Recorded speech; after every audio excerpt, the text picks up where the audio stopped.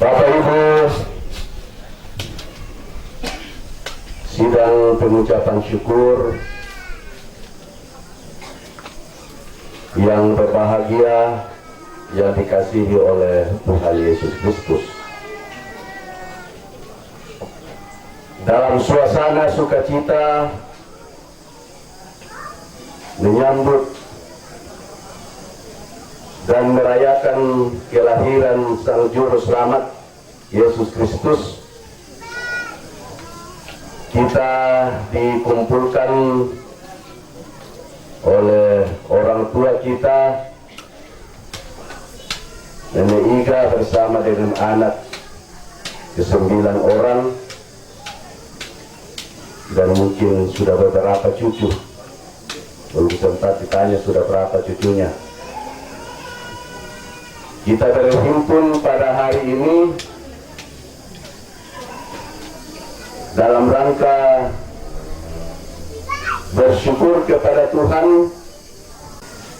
Tidak ada alasan bagi setiap orang, terutama bagi setiap orang percaya, untuk tidak bersyukur.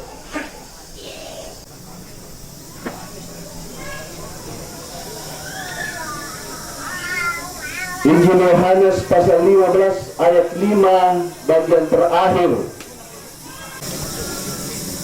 Sebab di luar aku, kata Tuhan Yesus, kamu tidak dapat berbuat apa-apa.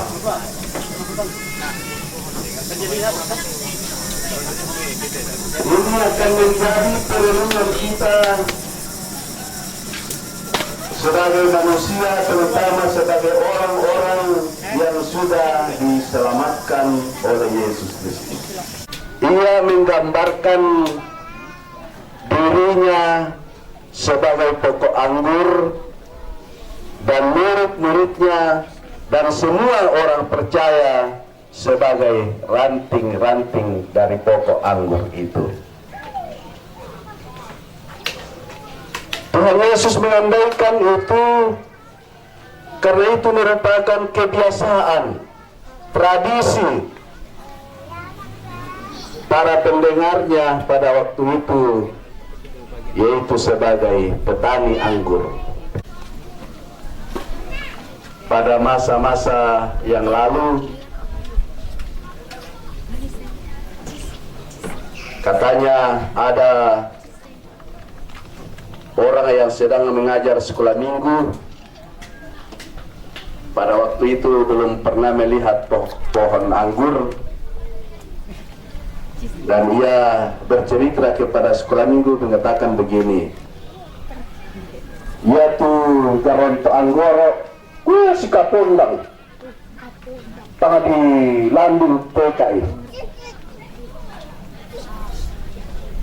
Ya betul, ya tenna Buddha matu pohon anggur na napukara itu pendeta ya to na do na satu meta sama anak sana. Kita ati di ta itu na ditirolin tu pokok anggur ni. Ternyata ngerorok ya pole susi lalu kehidupan orang percaya diandaikan oleh Yesus sebagai sepohon pohon anggur. Tuhan Yesus katakan, akulah pokok anggur dan kamulah ranting-rantingnya.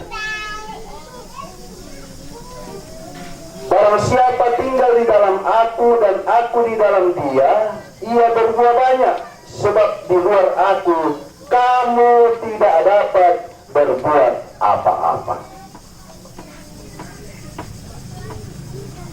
Tapi sering kita dengar, aku nih. Dan itulah yang digambarkan pula oleh pemazmur dalam Mazmur 127 dan keseluruhan Mazmur 127 ayat yang pertama sampai ayat yang ke-5. Sia-sialah orang yang membangunnya. Jikalau bukan Tuhan yang mengawal kota, sia-sialah para pengawal-pengawal. Jaga supaya jangan ada orang yang masuk tanpa diundang untuk merusak kehidupan di tengah-tengah kota.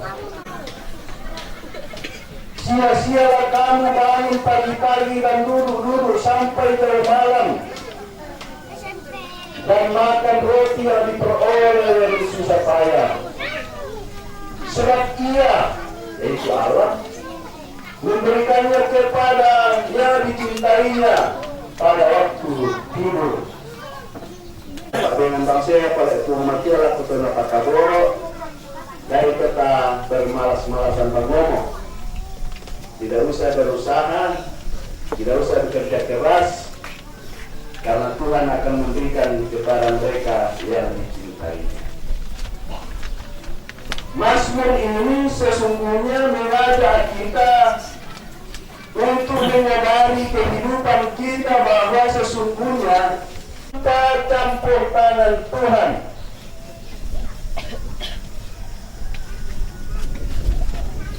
Jadi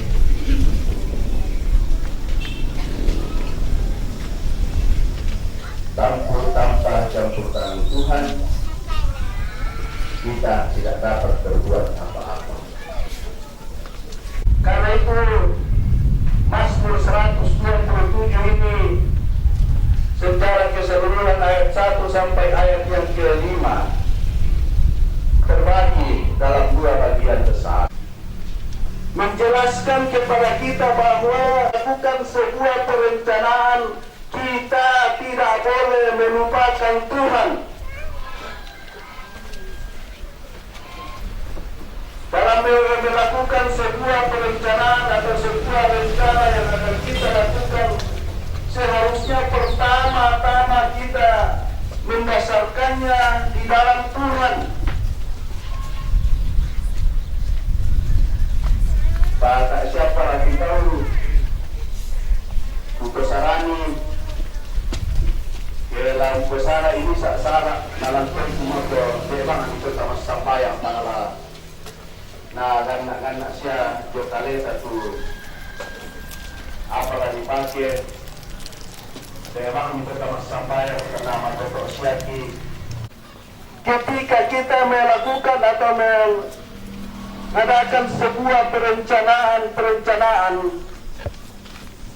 pasti kita duduk bersama-sama, baik sebagai rumpun keluarga maupun bersama-sama, dan mengatakan sebaiknya kita dahului dengan doa.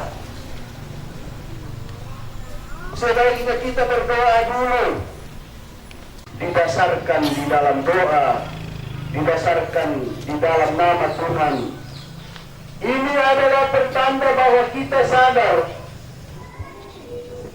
Contoh nama si nenek naiga, pemangkat nalimbui na bangun te banua, na bangun sola nasangi te tau kasera anak-anak, na toro tu tomatua, toro tu nenek naiga, na pantan maleo, pantan membangun banua serak nakua, kianak ki, membati ki, membangun sebuah rumah. Bukan hanya untuk masa kini, tetapi juga untuk masa yang akan datang. Ya motor yang najua lu negara barat karena dolona dunia tu semboyan di surah ada perhatian. Ya tu sana perhatian dia tu biasa nani tu barat tu perkuati na malas subal tu lan banua batu bara di pertama na kubang na malas tu banua sabab ada era dingin. Nakua tu semboyan, nakua keindahan sebuah rumah ialah ketentraman. Berkat sebuah rumah ialah rasa syukur. Kemuliaan sebuah rumah ialah keramah tamahan. Mahkota sebuah rumah ialah kesalehan. Kutangga-tangga orang tak ada kalau enak salah ke tasura ijo banuan ta pajang ijo luto rinding itu biasa ditiro. Keindahan sebuah rumah ialah ketentraman dan keteraturan. Keindahan sebuah rumah ialah keteraturan. Berkat sebuah rumah ialah rasa syukur. Kemuliaan sebuah rumah ialah keramah tamahan. Dan mahkota sebuah rumah ialah kesalehan. Tohar rakate.